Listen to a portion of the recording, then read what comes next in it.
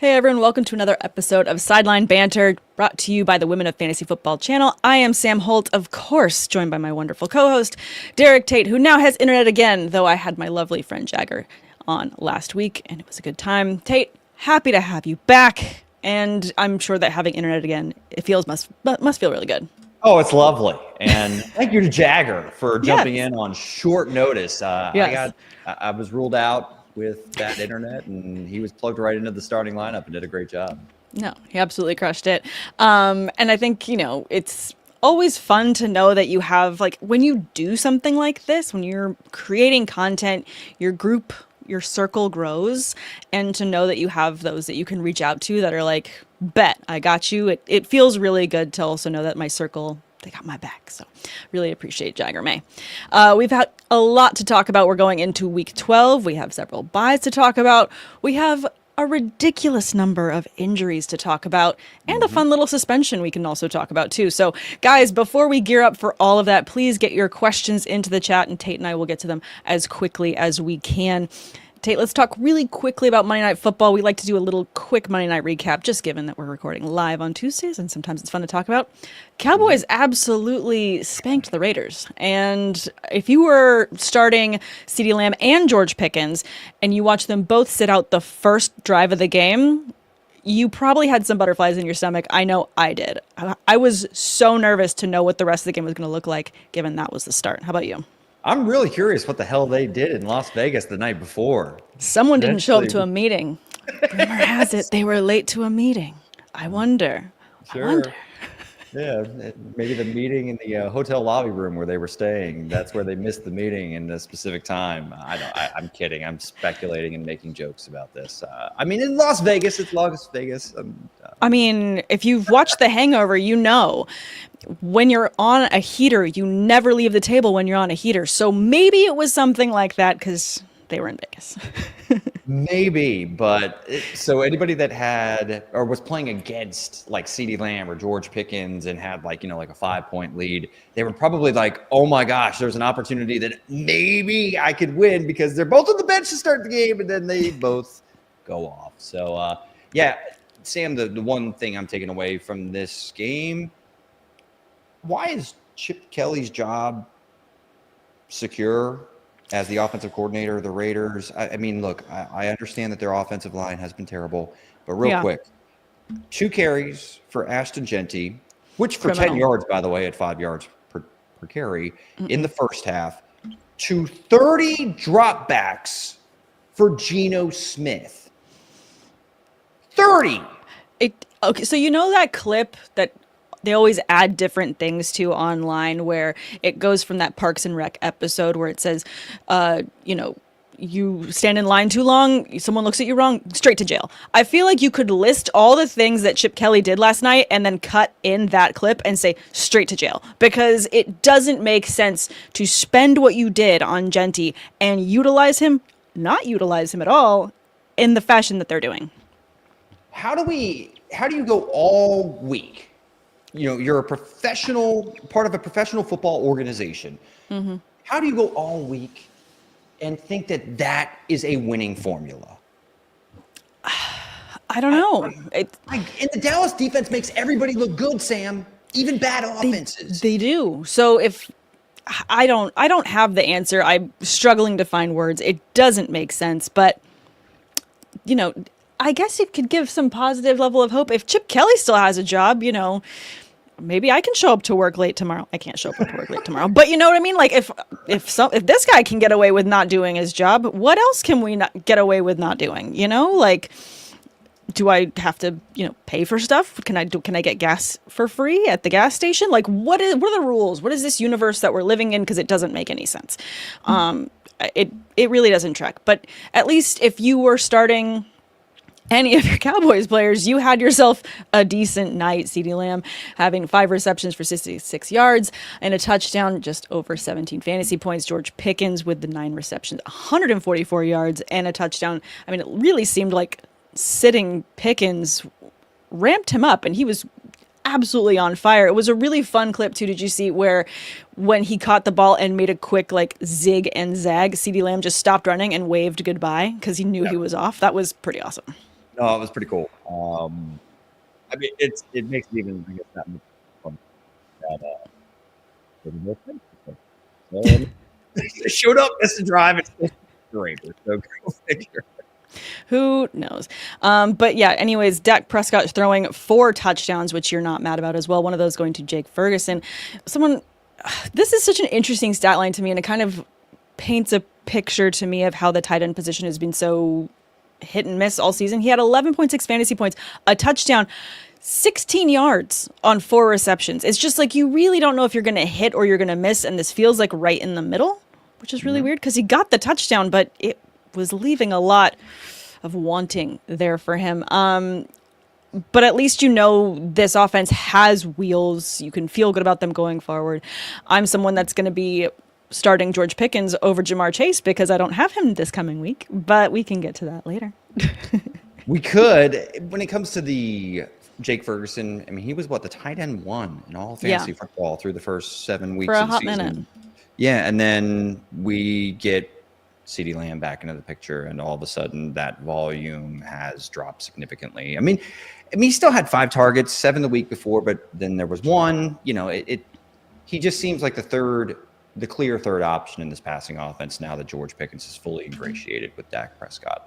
Yeah, definitely. It kind of makes sense that it would taper off that way. When you look at the whole season, Ferguson's still sitting at tight end 2 in terms of total fantasy points.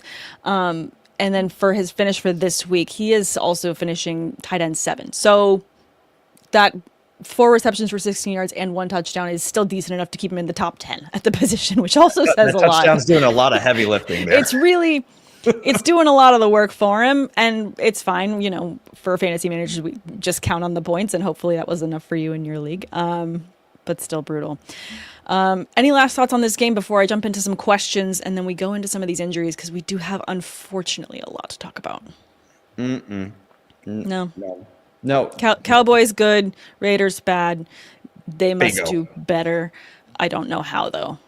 You can't right the ship at this point. And I mean, if you're someone that drafted Ashton Genty, where we all know where you did, you're just hoping that you made some interesting waiver pickups throughout the rest of the season, and hopefully he is not what you're hoping and saying prayers on every single morning on Sunday. It was funny to see the Raiders finally decide to try to establish the running game on their own 1-yard line, which resulted in the safety. I stepped away to make dinner or something, and then I looked and I was like, did they? And I was like, I guess it makes sense to them. It doesn't make sense to me. I mean, there's just some times where I have to sit back and I'm like, I know I technically myself, I never played football. I never, made decisions on these plays. But there's times where I'm like, I don't think I would have done that. You know what I mean? I get it. Not me, not my job. My job is this. This is my job. I do other things, but I don't know that I would have done that. Well, hopefully Chip Kelly's listening. If not, good luck the rest of the season. Good luck, Chip Kelly, on keeping your job. Anyways, let's jump to a couple of questions. We've got several of them in the chat. Thanks, guys, for jumping in. Let me get to this very first one from Joe. Appreciate you every single week jumping in and joining us, Joe. Really enjoy getting to know and recognize everyone that's jumping in the chat and being like, they're here today and they're here today. What's up, guys? It's good to have you. It's a party. It is a party. Our friends are here. All right, Joe wants to know, trade away Diggs, Kenneth Walker III, Tez Johnson for Javonte and Ladd. My running backs are Gibbs, Chase Brown, Algier, and Kenneth Walker III. Wide receivers, Diggs, Tez Johnson, T. Higgins, Pearsall, and Godwin. One little addition here that he added, unless you prefer to get Waddle in return instead of Ladd. So that's the little crux here. Right. Whether you can get Waddle or Ladd along with Javonte Williams, I would do it. Kenneth Walker III he's in a timeshare with Zach Charbonnet. I mean, it is painfully obvious. I know he scored the rushing touchdown, so on and so forth. I think the last 2 weeks combined, he's had 30 carries, which is nice. But it's just way... You understand at this point that it is no guarantee when they get inside the 5 that Walker's going to be the one that's his numbers called to be able to punch it in. So for me, Javonte is still that guy. I saw 20 carries last night. I think it was a season high. And then, yeah, whether you want Ladd or Waddle. Yeah. Waddle, baby. Get it? I used to do that. Yeah. Anyway, yeah, I'm good with either of those for that deal. I mean, I think looking at offenses that I'd rather have pieces of right now, I feel like Miami's a little bit too volatile. So for me, I definitely like the Javonte Ladd side, and I prefer Ladd over Waddle. I know that Ladd had, sadly, only 2.8 points this past week. However, I do feel like they will right the ship in week 13 against the Raiders. Chargers are on a bye this week, so something to note. And then they've got the Eagles, Chiefs, and Dallas. A lot of matchups that I think favor the passing game in terms of could be behind, air out the ball kind of situations. And I definitely feel like there's other pass catchers that might be held back, and therefore they would be inclined to get Ladd involved early and often. The only argument that I could see for Waddle over Ladd is just I think there's a little bit more reliable volume, strictly because there's not as many options there. Fair, but yeah, I hope that Los Angeles Chargers offensive line can get it figured out and at least keep Herbert somewhat upright, because that's another factor that we kind of saw come unraveled this past week, but. Ultimately, I still prioritize Ladd over Waddle by just about that much. I feel like the margin is we're splitting hairs between the two. It kind of end up going with whichever one you prefer. Miami also on a bye this week. Then they've got the Saints, Jets, Steelers, and Bengals. Steelers defense is looking a little bit better, so I definitely think that'll be a tough week in week 15. But the others, not really defenses that scare you for Jalen Waddle. But let's go ahead and get to, let's see, I'm scrolling through to find other questions. I love it when people chat like in amongst the chat to each other. It's like everyone's hanging out with a party. Let's see.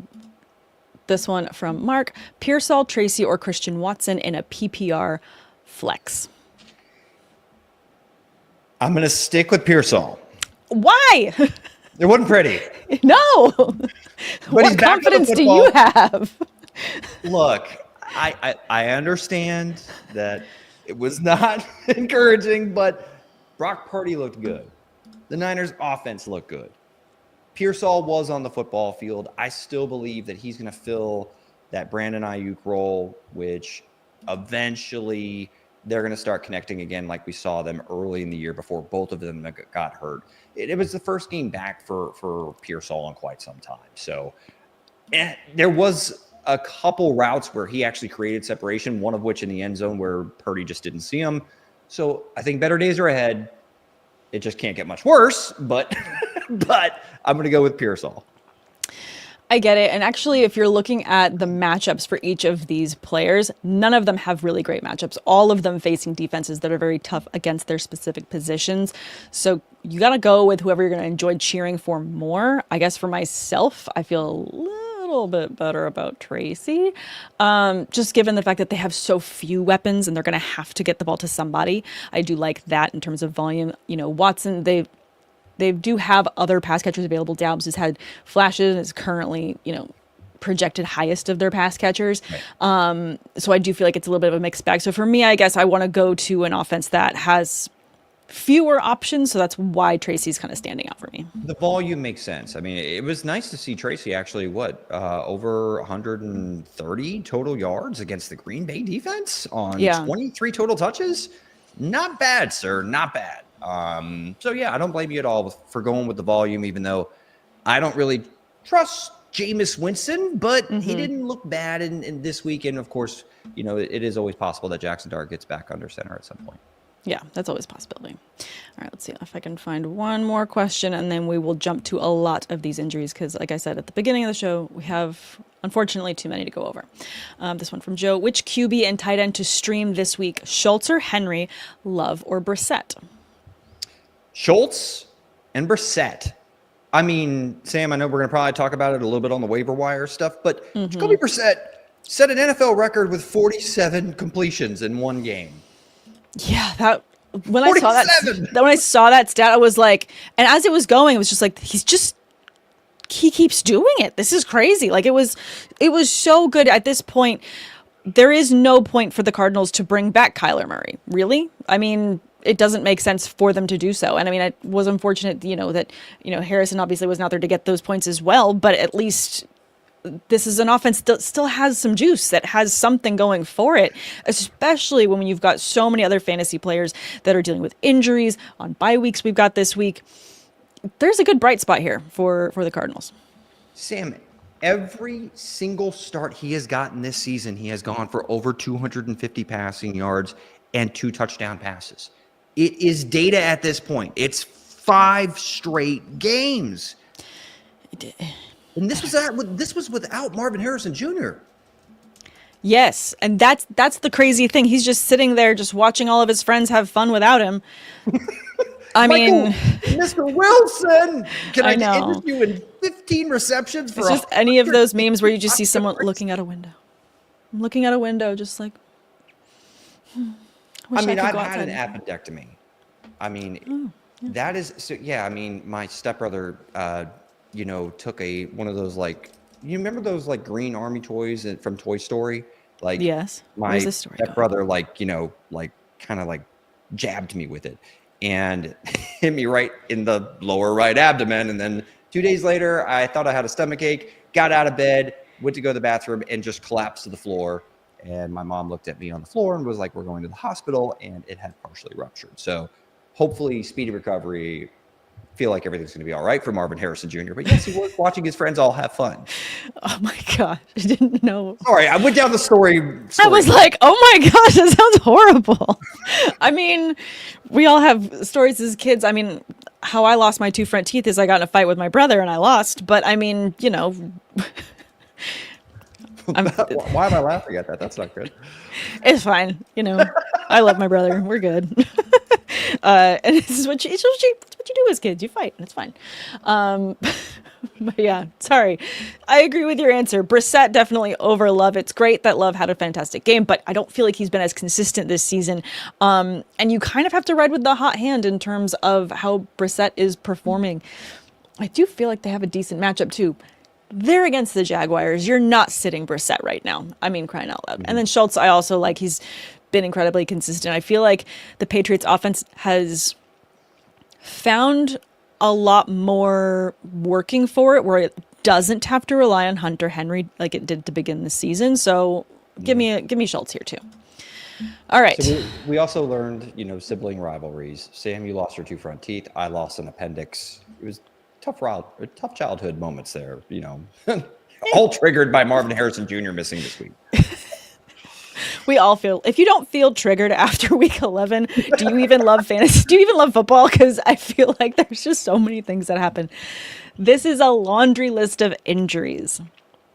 I don't even know where to begin, or just to go through all of them and then ask you which one hurts the most. Let's do that. I'm literally just going to list them, and then you tell me which one hurts the most. Okay. Drake London, PCL sprain. Aaron Rodgers, wrist break, fracture, ouchie. J.K. Dobbins, season-ending and surgery. Calvin Ridley, season-ending fibula injury. Michael Penix Jr., knee, likely out the rest of the season, still pending an additional review. You've got Dylan Gabriel with a concussion. Drake London with a knee issue. Josh Jacobs, knee. Kimani Vidal, thigh. Jalen Warren, ankle. Bashal Tutin, ankle. Amari DeMarcado, ankle. Well, which one hurts the most? When as soon as you hear it, like we said, we could say this episode is triggering. I don't know which one of those triggers you the most. Well, Sam, since you put it into the teleprompter and read it like Ron Burgundy, even though you already said Drake London to start off, you said it twice. I think subconsciously hurts. Because that's the one that hurts the most. Drake London being the player that is by far going to have the biggest fantasy football impact of the players that sustained injuries over the weekend or have recently been ruled out, et cetera, et cetera. Yeah, I mean, we're talking about the wide receiver 6 in fantasy football right now in full PPR formats, and he is week to week. And Sam, with the way the season has gone for the Atlanta Falcons, he's 24 years old. He's already proven that he's a stud. I don't think that there's any real reason they're going to rush him back, particularly if Michael Penix is truly potentially done for the year. So that's the one that really hurts the most. I agree. I feel like that one probably stands out. I think the ones that are kind of hurting a little bit are running backs that you started to feel like, okay, I drafted them late, but they're starting to pay off. Like Josh Jacobs, he's been getting it done, even with getting dinged up quite a bit this season already. Jaylen Warren, I feel like, is one that really hurts a lot of fantasy managers. Again, if you were someone that waited on running back, or, you went hero RB and then you had a large gap and then you've got some running backs later, he was likely someone that you were targeting, and he's been paying off, and that one really sucks to me as well. In terms of looking at, let's talk about just Drake London, though, since you highlighted him, in terms of who you're looking to supplement with. Knowing that Penix is also hurt is kind of compounding this one for me, because it's not necessarily like I'm looking for Darnell Mooney to suddenly go off because London's out, because now we have Kirk Cousins under center. Yeah, and we saw Kirk Cousins earlier this year when Penix was, I think, out for the game against the Miami Dolphins, and 173 yards, no touchdowns, no picks. Sure, he threw, I think, 9 completions to Kyle Pitts, but they were all checkdowns. Sure. So, yeah, there's just, to me, no matter what the matchup looks like, it doesn't really get me all that excited. Like, on paper, yeah, the teams like the Saints and the New York Jets, the Tampa Bay Buccaneers, the Arizona Cardinals, yeah, they on paper could be nice matchups. Mm-hmm. But if you don't have Drake London, I mean, who are we really excited to throw the ball to? Yeah, maybe Darnell Mooney here, Mr. Hello, Washington, Washington from Illinois. I mean, not necessarily. No, I mean, I think the only players that you feel good starting from the Falcons continue to be Bijan Robinson and Tyler Algier, who again still holds consistent volume. I mean, last week he had 2 touchdowns. This week he gets a single touchdown, which you're not mad about. And then, as you're starting Bijan Robinson, I know I didn't, so I was very grateful for him to get his 2 touchdowns this week.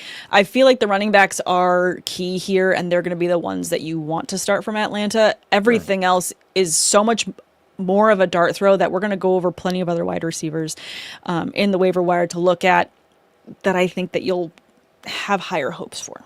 Kyle Pitts maybe gets a slight bump just because I think he's going to be the most reliable check down option in PPR formats. But Sam, I don't see the ceiling. Like, I mean, I'm not Kirk Cousins taking over under center, even with Drake London out. It's not enough to get me excited about Kyle Pitts and think that he has top 5 upside at the position in full PPR formats. Yeah, no, not a lot to get excited about. All right, let's talk about this cluster of running backs all dealing with injuries. There's so many of them. I think, like I said, the one that really hurts me is Jaylen Warren.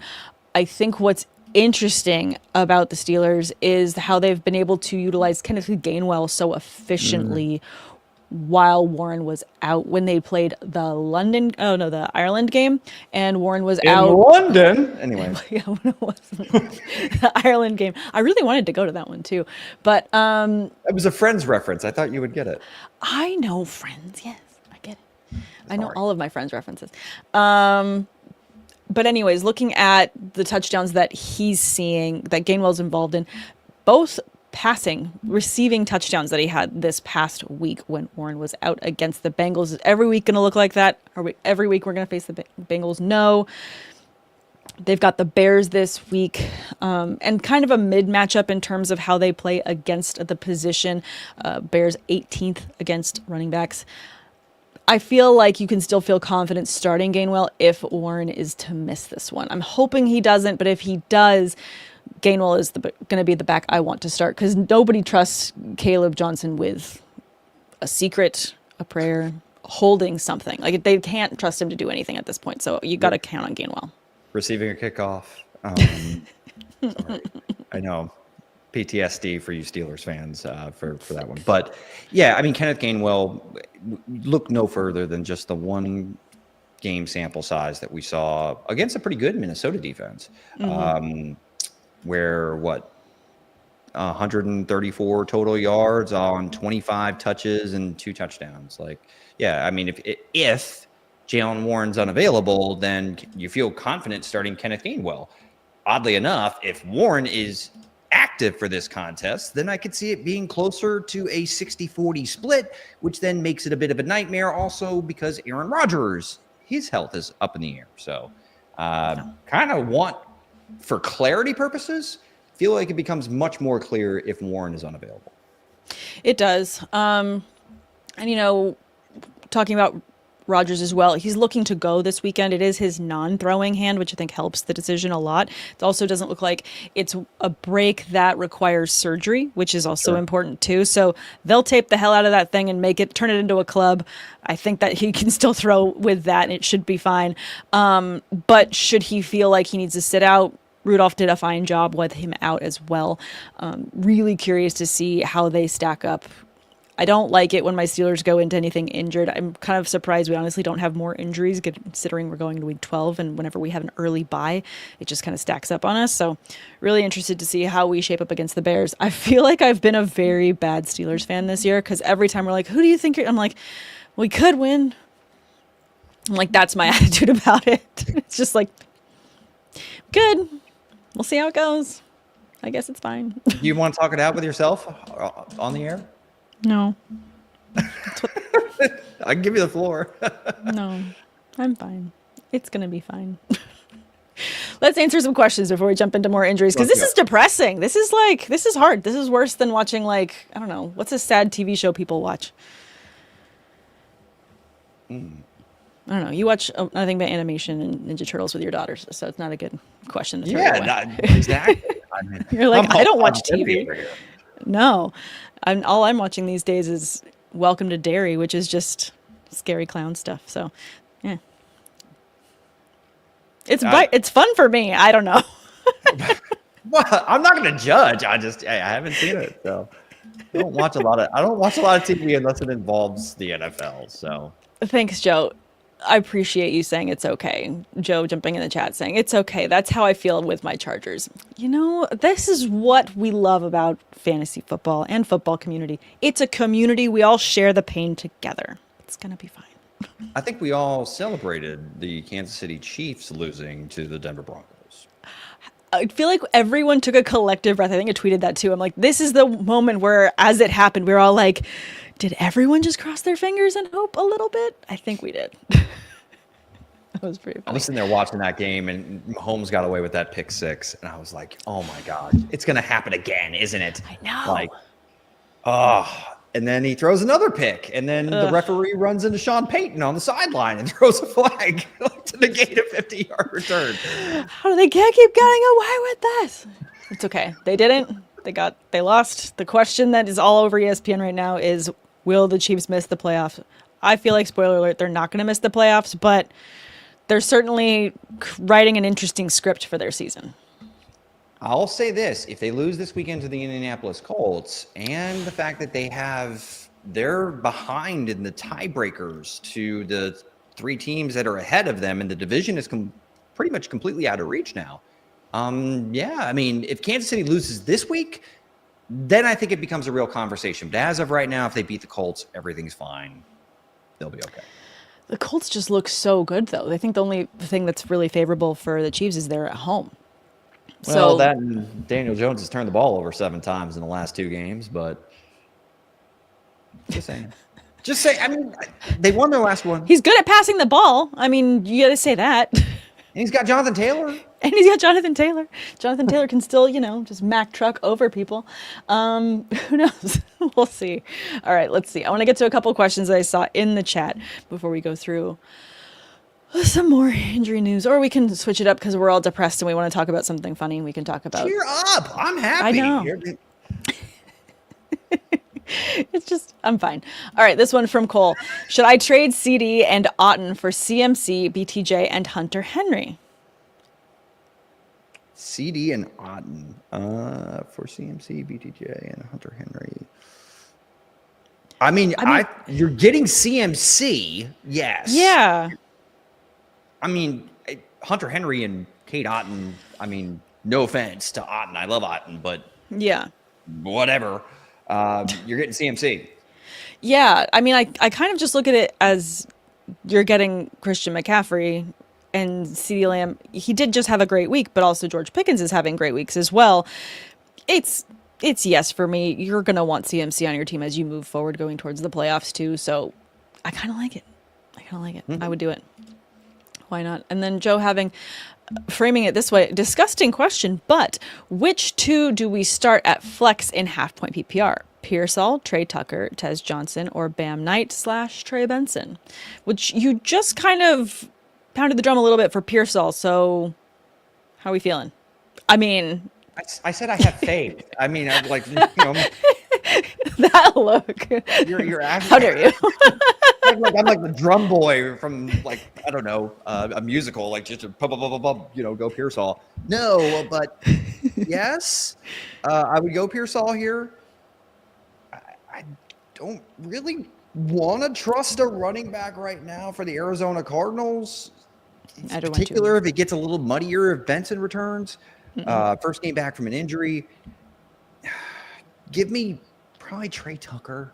Gives you some of that same explosive play upside that Tez Johnson does. But, Tez, right now maybe hitting a little bit of a rookie wall. It was a good game for Baker Mayfield, not great.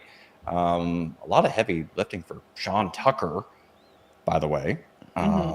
My fantasy take of him potentially stealing Rachaad White's job from 2 years ago. It's back, baby. Yeah. I'm never wrong. I'm just a little early from time to time. Sometimes we're just time delayed. It's fine. We still have good takes. I'm kidding. For me, Pearsall, Trey Tucker. Pearsall, Trey Tucker, I like that as well. I mean, I think the only thing that I'm really liking for Tez Johnson is when you compare the matchup, it's a little bit friendlier for Tez against the Rams. It's prime time as well. I can feel like Baker likes a show, and he's in LA, and the last time he was in LA and had a show, he flew on a plane overnight and was playing and won a game for LA. I feel like this could be a really interesting one. So to me, I think that there's some potential ceiling option there for Tez, but I do get your safety picks between, and I don't even feel like they're safety picks, but you feel the most comfy with Pearsall and Trey Tucker between the two of them. Yeah, that Rams defense, Sam, pretty darn good. They're pretty good. They're 17th against the position. Yeah. So yeah, no, that's what I mean, I'm just saying that overall, the defense as a unit, though, is like a scoring defense. I think they're top 5 in the NFL, and they just kind of stopped the Seahawks, who were red hot heading into this contest. So, Yeah, they were. Really quick on that, actually. When you look at just a football question instead of fantasy question, to talk shop a little bit, when you look at the way these teams are stacking up, heading towards the playoffs with so many different things to try to make it to a Super Bowl. To me, I'm looking at teams like the Seahawks and the Rams, and I'm thinking Seahawks are absolutely on a heater. They're looking really good. Their defense is insane. But you look at how McVay runs not only the offense and the defense, but the entire unit for the Rams. And when you see them get a win like they did this weekend, it's hard for me to imagine them not making a really good playoff run and being Super Bowl favorites going into this season. Sam, they've got a quarterback who I think is the front runner right now for league MVP with Matthew Stafford. He's been that good. Yeah, and he's been that good. Devontae Adams, his one catch this week, which was his worst game as a Ram, was in the end zone, which kind of, again, saved his fantasy day. Puka Nacua is still, arguably the best wide receiver in the league right there with, JSN and Jamar Chase. Kyron Williams is solid. They've got this 3 tight end rotation, and McVay is, being creative as he always is with his personnel packages and motions, and this offense is firing on all cylinders. And defensively, they've got a lot of young pieces that are playing really well in this defensive scheme, and it's hard to pick a weakness right now. They're playing really well on both sides of the football. So, yeah, I think, Sam, they're going to be right there, and you can make a case that they should be the favorite to maybe come out of the NFC just because of how well they've looked or how good they've looked on both sides of the ball throughout the entire season. No, I agree, and that's why I wanted to talk about it really quick because, I mean, obviously I love talking fantasy with you, but I love also just talking football. And at the same time, it's really hard to find an argument strong enough to say reasons why they shouldn't, because things are just going so well. Since Aaron Donald had retired, this had become a very young defense as well that had a lot of bright spots, and it was just a matter of when they started clicking together and working in unison as one. 300 reference, when they're all strong together as a unit, they can push forward as a defense and score. I mean, I just feel like it's really hard to imagine them not making such a strong run. Scampers in the chat saying Seahawks with Darnold cannot beat the Rams. They are scheduled to play them again at home in Seattle on December 18th. So I do feel like if they can right the ship and make an argument, then that's going to be the thing. But I don't know. I just feel like if the Rams can't lose between now and they start the playoffs, I don't see them losing. Mr. Scampers, I wouldn't go that far. Seattle's got a lot of talent. And they do. Sam Darnold, kind of like Daniel Jones, Sam, we're seeing like both of these reclamation projects on both of these teams that have exceeded expectations or the expectations of many. But they still have like that gene in them that puts the ball in harm's way, or you know what I mean? Because the turnovers have crept up on occasion to bite both Daniel Jones and Sam Darnold, even when they're having great seasons. Yeah. Is that going to happen in big moments? If Mr. Scampers thinks the answer is yes, then that's why you believe that the Seahawks aren't going to catch the Los Angeles Rams. But I still believe in that defense. JSN is still a dude. And his one-handed catch this weekend, he's filthy. It was egregious. It was wild. As soon as it happened, I was immediately in the texting several group chats of friends of just like, what the hell did I just watch? That was insane. This doesn't make sense. Redrafting today, I mean, how, JSN doesn't go top of receivers that you'd be drafting, I don't know. But I think that's enough quick football talk. We've got some more questions. We've got lots of waiver wire stuff to cover. I see a question in the chat here from Dustin. I will get to you now, sir. What is up? Would you guys prioritize Christian Watson or Emmanuel Wilson?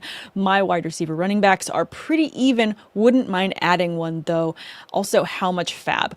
Thank you, Dustin, for getting us back on track, because we were definitely off the rails a little bit. And Emmanuel Wilson is a top waiver wire target, only 7% rostered, as you guys watch the fun little ticker down here at the bottom. Tate, how are you prioritizing these? Because I kind of know where I'd lean.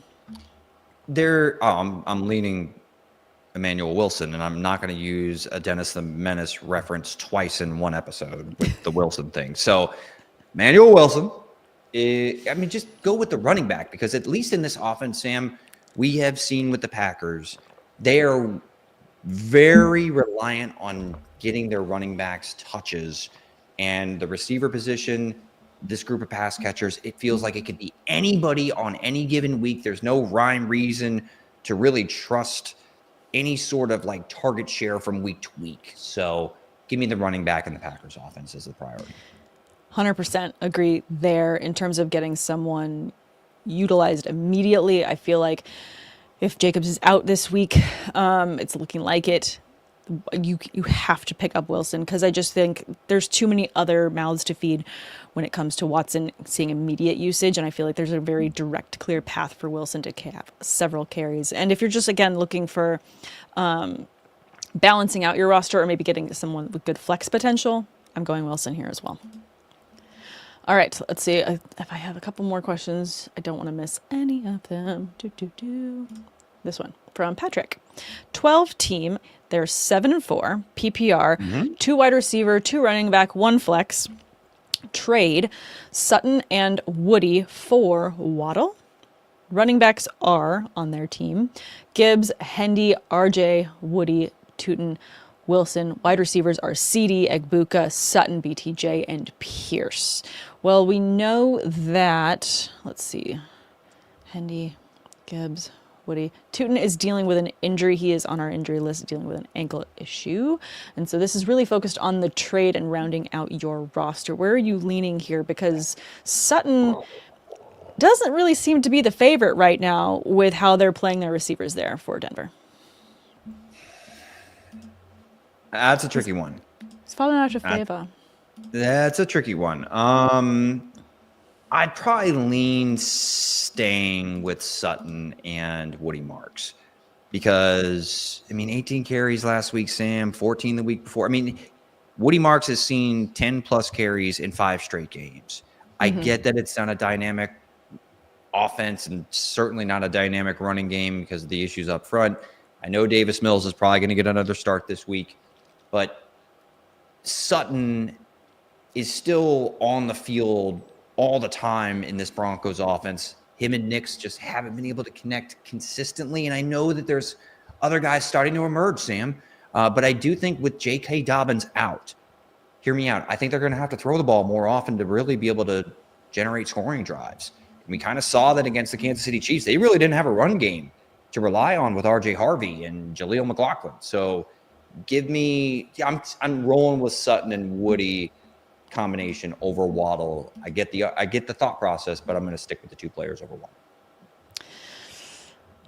In terms of volume and seeing where points go, I'm actually going to disagree with you here and go with the Waddle side, only because as I'm looking at Sutton's points, he hasn't had over 10 fantasy points in 4 weeks. You make a compelling argument. ...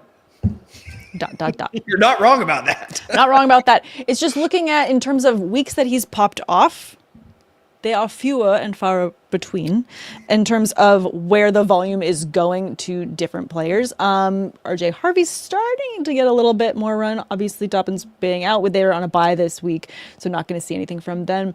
But the likes of Troy Franklin and what he's seeing, it's just as Sutton is going down, Franklin is going up. And so if you're looking for Pat Bryant. Yes, Pat Bryant having a great game as well this past weekend. I guess for me, I would like Waddle. And when you look at the rest of this roster construction here, I'm really confident in your running backs already. You've got Gibbs. Hendy is finally showing what he needs to. You've got RJ and Woody that you can play the matchup in terms of flex, which you would prefer. And then when you look at your receivers, if you added Waddle to this and you are PPR, you'd be starting CD, Egbuka, and you'd be flexing Waddle. So that's a healthy amount of volume and points. So we're not split. I'll concede this one to you, Sam. I win. I don't win that much. It's fun. Well, I don't win you over all the time. That's what I mean. In fantasy, I win all the time, but it's because we're not in any leagues together. Otherwise, I'd probably lose against you.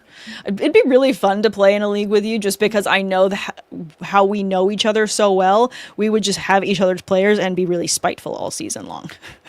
So in one league, I am 22-0. I've never done that where I'm 11-0 against every individual league mate that I've played so far, and 11-0 versus the median. So love that.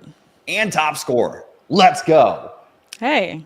Some of my other teams suck though, so we can't be perfect. Balance it out. Yeah, no, my work league, I'm absolutely atrocious, and everyone's like, Sam, I thought you do fantasy. I'm like, I do. I try strategies in all of them. This one, I was just effing around and finding out, and this isn't my win. I'm winning in other leagues, though, and that's fine. It's all good. All right. I think that's a good amount for the questions. Appreciate you guys, too. Thank you for joining the chat. I will get to a couple more of your questions shortly, but we have to talk about the suspended news dealing with Jamar Chase. From a fantasy standpoint, you're looking at your other pass catchers available for the Bengals, and you're starting them because they're going to get utilized. I mean, T. Higgins is going to get his catches. Andre Yoshivas has shown bright spots as well in terms of being a very viable pass catcher. And against the Patriots, who are only 18th against the position, it's not the worst matchup, but it just sucks for being a Chase manager and not being able to start him because he made a dumb decision. Can we just not make dumb decisions? Like, why? What is it with the NFL? It's truly, I've heard it called a copycat league before, right? So we hear, coaches steal other people's schemes all the time. We saw in consecutive days where Jameson Williams and then George Pickens both, decide to jump into the padded portion of the field goal post and get thrown for a 15-yard penalty. And then, oh, by the way, Jamar Chase, seeing how they basically suspended Jalen Carter earlier in the year for spitting, near Dak, or whatever the hell happened. I forget exactly when you looked at the tape, it looked like he was going towards the ground, but it was like towards directionally. It wasn't in the face. Like, Right. Whatever. Point of the matter is, Jamar Chase then lies about it. I know. You don't. Ugh. You're literally on a football field where there are cameras, pointed at you from every direction. Yeah. I mean, the fact that they now have cameras set up in a way that they're not leaning on the chains and they're going to go to the sky and the drones to go and figure out yardage. They could have probably measured the distance that the spit went because of that's how many cameras are on them. They'll get a virtual measurement. Yeah, they're going to virtually measure just like where it traveled. And I mean, I'm sure they could. Kyron Higo Coach Paint, the software. I could get yeah, exactly. Miles per hour, distance traveled. I mean, that's such just a weird thing to lie about. Punk move, and then you lie about it? No.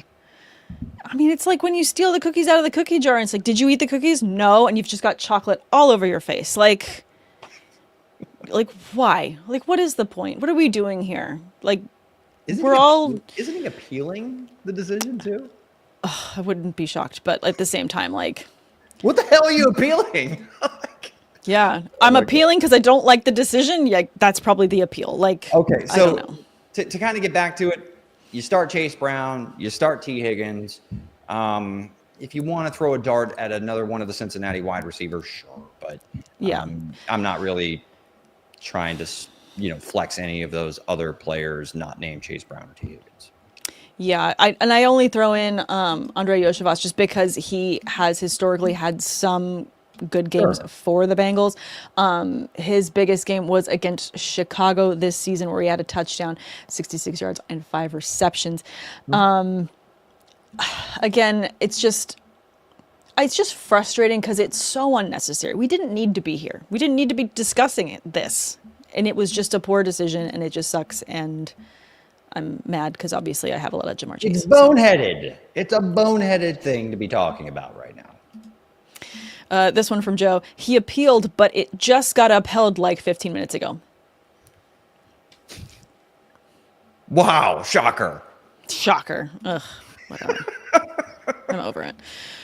Let me see. I want to make sure I didn't miss any questions before we get into my favorite thing that we do on this show, which is petty parlays. Those are coming up. If you guys follow along, those are parlays that Tate goes over so rigorously to find the fun bets. So before we jump into those, let me just do a quick scroll, make sure I'm not missing any last questions from any of our lovely watchers, because I really just appreciate everyone tuning in. Actually, we had this one from Joe, and I wanted to throw this up on the board.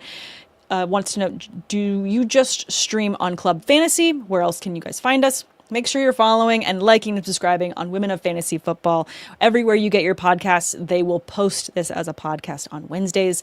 And if you want to tune in live, go ahead and like and follow them there on YouTube as well, so you don't miss a single live stream as well.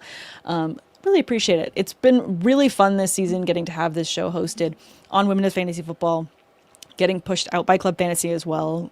Amazing teams that are just so supportive of both of us, which I know we both appreciate. All right. Absolutely. Tate, it's time. It's time for Petty Parlays, where you go out painstakingly, find us the best bets, not only to create a beautiful parlay, to find the petty, to find that one extra thing that makes it a tasty bet, where it's got things like vengeance and drama all rolled into one. So take it away. What is your first petty parlay for the team? Yeah, kids, it's time for the Tater Parlay of the day. Count them with me. 1, 2, 3 leg parlay. And last week we had to take a week off. And I learned some lessons last time, but I'll save them for the very end of this petty parlay soiree, if you will. So let's start off. Sam, who used to be the starting running back for the Green Bay Packers? Aaron Jones, and I remember him viscerally because I'm going to get this out really quickly. I won a fantasy league on the game where he, I think, ran and received maybe 4 touchdowns in a playoff, and I burst out into tears because I won. I was so excited. So I love Aaron Jones. But take it away. Well, guess what? He's not going to score 4 touchdowns in this contest. Probably not. Going to Green Bay, and the Minnesota Vikings are reeling, right? So the one thing that's been a little bit encouraging in back-to-back games with J.J. McCarthy kind of, playing consistently bad through the first 3 quarters, then kind of turning it on the fourth quarter. At least he's consistent in that way. But consistently, he's thrown the ball to Aaron Jones 6 times each of the last 2 games. So, and we've kind of seen that he's the preferred option over Jordan Mason, 65% of the snaps in both of those games over the last 2 weeks. So, Sam, in a game where the Green Bay Packers, really the options out on the outside and the perimeter just aren't really there right now as far as timing goes with Addison and Justin Jefferson and even TJ Hawkinson. I expect another busy game out of the backfield for Aaron Jones. So go ahead and give me over 3 receptions in this contest. The Packers just don't let up a lot of points. That's why I'm not going anytime touchdown. Yeah, I think that's fair. No, I don't think that's crazy.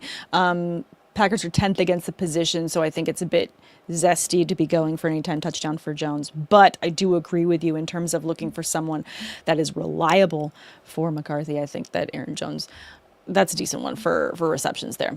The second petty parlay, this is a fun one. Jets versus Ravens. What is this one? Yeah, isn't it always fun when we talk about the New York Jets and an offense? At least it appears that we're going to have some clarity about who the starting quarterback is before Sunday, before the day of the game. Who knew? It appears that Tyrod Taylor is going to be starting against his former team, by the way, Sam, in the Baltimore Ravens. The problem is Garrett Wilson's not going to be out there. Ravens defense is starting to look pretty good. So I'm going to go ahead and take under 150 yards passing for Tyrod Taylor, just strictly because, Sam, I don't know who he's going to throw to. Unless he's just going to dump it off to Breece Hall like 10 times, and Breece Hall happens to bust a big, run after catch or something of that nature. I just don't see how he's going to be able to rack up yards with the current collection of pass catchers there in New York. So I'm taking the under. I think Tyrod Taylor is going to have a rough day against his former team in week number 12. I agree on taking the under here for passing yards, especially because I feel like this is just going to be a running game for the Jets if they want to see any upside in this offense. The Ravens are 23rd against the run this season, so that is a very favorable matchup. And why even try to make things work with other pass catchers when you've got Breece Hall in terms of trying to delay game script work in your favor? It just makes more sense to make this more of a Breece game than putting it on the back of Tyrod. What is your last parlay to make this lovely set of 3? Yeah, so the last one, Sam, let me go ahead and rewind the clock. Let's go back in time, flux capacitor still smoking in the DeLorean, to 2 weeks ago, right? Okay. And I learned the lesson that I never, ever trust that a Cleveland Brown to have a good offensive day. And we all make mistakes. Well, yes, because even if I diagnose it correctly, which I went bold, Sam, real bold, with Malachi Corley, of all people, scoring an anytime touchdown against, oddly enough, the New York Jets. And Sam, Kevin Stefanski drew up a nice looking screen. And if Dylan Gabriel just manages to throw a screen pass accurately, Malachi Corley has a chance to score. Yeah. And what does he do? He basically throws it into the second row. Now, Dylan Gabriel. So what I've learned is that if I'm going to pick a Cleveland Brown offensive player, then I'm going to pick them to struggle. That's what I've learned. So Dylan Gabriel got a concussion. Yes, he did. So we may see Shedeur Sanders in all of his glory and Josina Anderson saying against all the odds he completes a 5-yard pass. Did you see any of those tweets, by the way? It was odd. I don't think that he saw the passes that he was making. Petty tweets. That's like a Hall of Famer, by the way. Against all the odds, he throws a 5-yard pass to a wide open player. But Shedeur Sanders, though, it looked rough, Sam, and it looked rough across the board. It wasn't just Shedeur. Mm-hmm. Offensive line definitely had issues. But I'm telling you, Sam, even the Raiders defense, which looked bad against the Dallas Cowboys, I think that Max Crosby, you go ahead and take 1 sack, make that part of your petty parlay. But Shedeur Sanders, if he does get the start, I think we're going to see a trifecta of just all over the place. I think he's going to throw for a touchdown, but I also think he's going to lose a fumble. I think he's going to throw an interception. It's just going to be a rough day at the office because, Sam, you're going to see the good, you're going to see the bad. I think you're going to see more bad than good. Yeah, I agree. I feel like it's going to be a chef's platter of all things. I mean, looking at the pass catchers as well as the, how they stack up against this defense. I mean, the Raiders are 31st against the position for receivers. So if you want to just add in an anytime touchdown for Jerry Jeudy, I wouldn't mind it. That could be the one touchdown that Sanders gets going into this matchup. But to your point, I do see him getting sacked more than once. So definitely love the anytime sack for Max Crosby if you could. I definitely feel like he's going to struggle on all fronts. He's going to have some successes. I agree. This is just too brutal of a defense for him not to see some positive, but it's not going to look good overall. That feels even a bit bold to say, Sam. Again, Shedeur didn't look ready. Now, another thing, and I'm not picking on Josina Anderson, but it was weird. She's like, Josina was mentioning, he has seen no first-team reps and he completes a pass or something. It's like, of course he's not seeing first-team reps. He is a backup. Like I've seen first-team reps this week.